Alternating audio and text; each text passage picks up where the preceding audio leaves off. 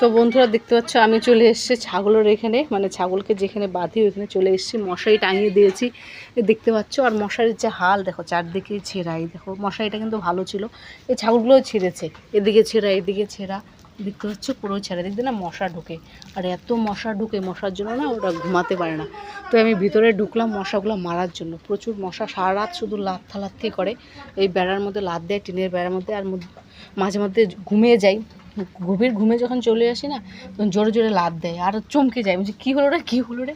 তো এই জন্যই এসছি মশা মারার জন্য ভেতরে। আর দেখতে পাচ্ছ মশারির হাল এদের নোংরা হয়ে গেছে, পেচ্ছাপ করে পায়খানা করে তো।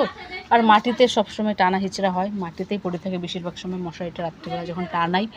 তো টাঙিয়ে দেওয়ার পর এরকমই যে থাকে, এই জন্য হচ্ছে মশারিটা না বেশি কালো হয়েছে। কয়েকবার ধুয়ে দিয়েছিলাম, তারপরেও দেখো আরও কালো কুচকুচে হয়ে গেছে।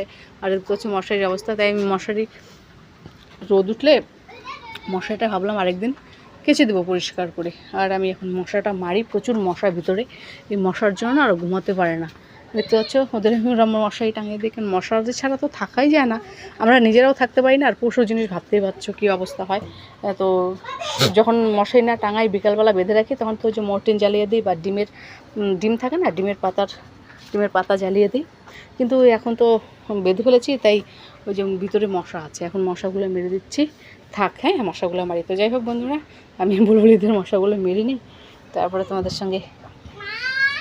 তো যাই হোক বন্ধুরা, বুলবুলিদের মশাগুলো মারি, গায়ে প্রচণ্ড মশা, এদের ঘুমাতে পারে না রাত্রিবেলা মশার জন্য। তো বাই।